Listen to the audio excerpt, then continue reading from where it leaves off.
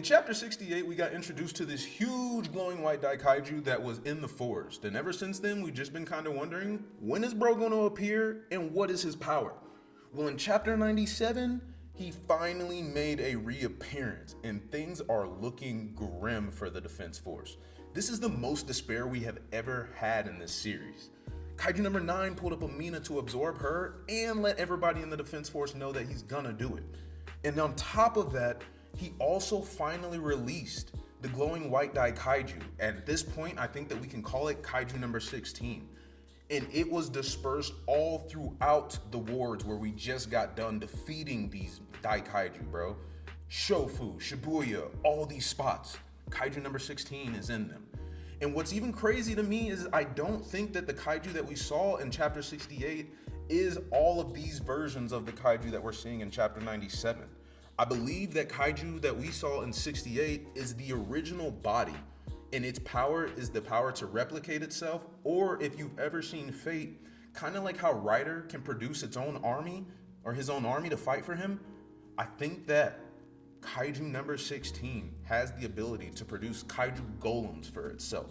So if we can take out the main body of 16, then maybe all of these golems will fall. But that is a hard and tough task to ask for. But what makes me excited is you can't lose hope yet, bro. Because now the Defense Force is going to show just how strong everybody has gotten over the last couple of months. And we are going to see some of the new rookies make major moves, dog. People like Kaguragi, Iharu, Ogata, Reno are all going to pull up to this scene and are going to make amazing impacts. But as always, I'm getting ahead of myself, so let's get into it.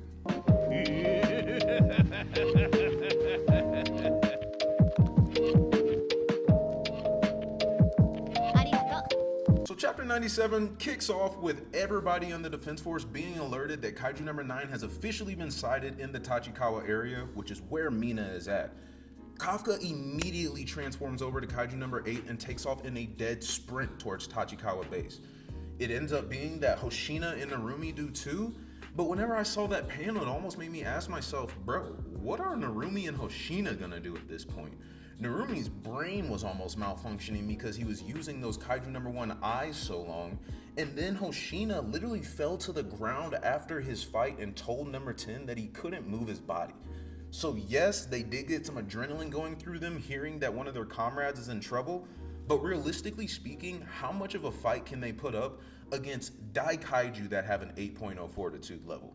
We will see moving forward, but I am not overly confident in Narumi and Hoshina's abilities, just with their suits probably also being close to overheated, bro. So we will see if they can participate, but we don't actually need them, man, because kind of like I was saying before, it would be awesome to have their assistance, but we still have people that have been training to be the pinnacle of our Defense Force. Hoshina, before this war even started, told us that we need to train these rookies because they are going to be the difference in us beating Kaiju number 9 and the Kaiju in this upcoming war. So while we might not have Narumi and Hoshina, I do believe that, like I said, people like Aoi Kaguragi, people like Iharu Furuhashi, people like Reno Ichikawa, and everybody else that was a rookie that was on the 3rd division, bro. There are, there's an Izumo, I can't think of Izumo's first name, but Izumo Tech, but his family is the ones that actually makes the Kaiju slaying equipment. So we have a lot of rookies that are gonna step up and show us just how much stronger they have gotten over the course of this time. And one thing that you also gotta consider too, bro, is if Hoshina is leveling up and discovering new techniques, if Narumi is leveling up and discovering new techniques, if Kikoru is leveling up and discovering new techniques, what you think's coming for Kaiju number 8 next, bro? I think that we're finally going to get a huge power buff for Kaiju number 8, as if bro really needed one. Already 9.8 fortitude levels, but we are about to see the fruits of Kafka's labor. Not only that, but Kafka's also gonna lose his mind, bro. Kafka is not going to let happen to Mina what he just got done letting happen to Isao a few months prior, bro. That is still eating at Kafka alive, that General Isao is not here with us. So he's not letting that happen again. And if it comes point or time where he gets pushed too far, he's gonna have another rage moment just like he had whenever he was fighting Isao, bro. So to see Kaiju number 8 in Kafka as this part keeps going on is going to be very telling, and it'll be amazing to see just what Kafka can do now. But at the same time, bro, all of these Daikaiju pulling up to these wards at the same time was just maddening, bro. Maddening. The fact that they were all 8.0 fortitude level is insane to me. And partially them being 8.0 fortitude level is what makes me also think that these Daikaiju are not the real body. They are just a product of the power of Kaiju number 16. Because every other Daikaiju that has gotten introduced in this war has had a minimum of a 9.0 fortitude level. And it wouldn't make too much sense for me that the last Daikaiju that pulls up wouldn't be along those same lines. To be a whole point lower than those other ones makes me think that these are weaker versions of what the strongest version is going to be. So we truly need to figure out where this main body is stationed. Another reason that I don't think that the Kaiju number 16 that we saw in chapter 68 is the same as all these replicas or golems that we're seeing around these wards is that if you look at chapter 68, the actual composition of Kaiju number 16's body just looks different than these Daikaiju that are falling out of the sky. It almost looks like Kaiju number 16 has tripod type legs, so it makes me think that that's like the mother or the host body that is able to, like I said, produce all of these Daikaiju. And one thing I would even say is it would make sense for Kaiju number 9 to produce another Kaiju that can make Kaiju, because what can Kaiju number 9 do, bro? Kaiju number 9 can create Daikaiju. He created 11 through 16 at this point, 10 through 16. So we know just how great of an ability Kaiju number 9 has at creating Kaiju. So this is very much so in line with the power that Kaiju number 9 would give to one of his creations, bro. But this is despair, man. This is despair. I was speechless flipping through this chapter. I know that I'm not really talking about everything succinctly and what people were saying, but there was just too much going on, and the chapter was just sad, bro. There's no reason to talk about things in order. We're just gonna keep on talking about things in general. To see Kafka start reminiscing back on Mina and think that he made her a promise to be by her side and to protect her. You saw him almost about to lose it at the end.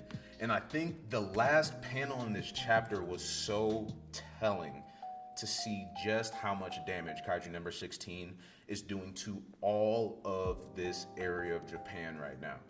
It is sad and it is maddening because I know that they did not think to evacuate all the people in this area that are being attacked, bro.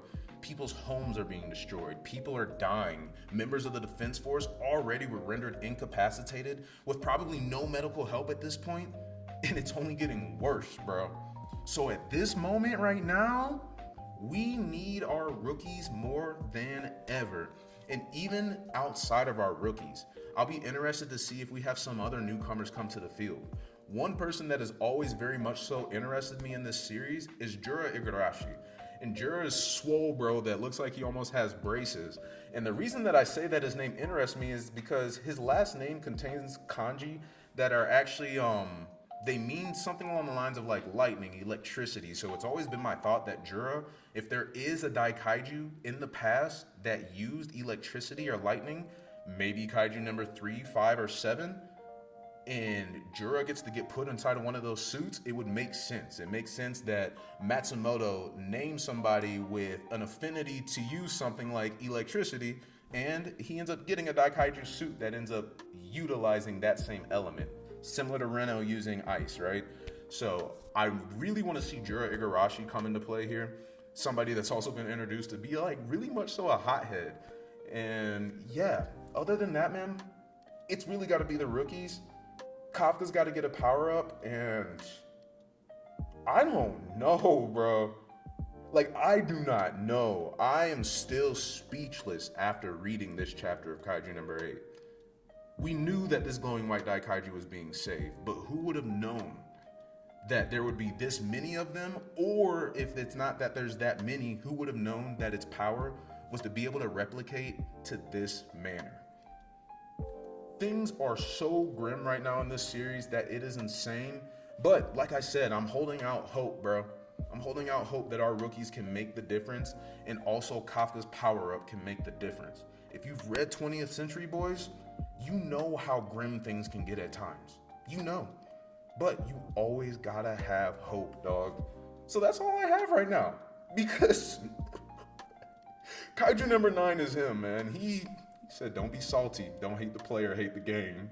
Don't hate the player, hate the game. Man, I thought that we got done with the rumbling after we saw Attack on Titan.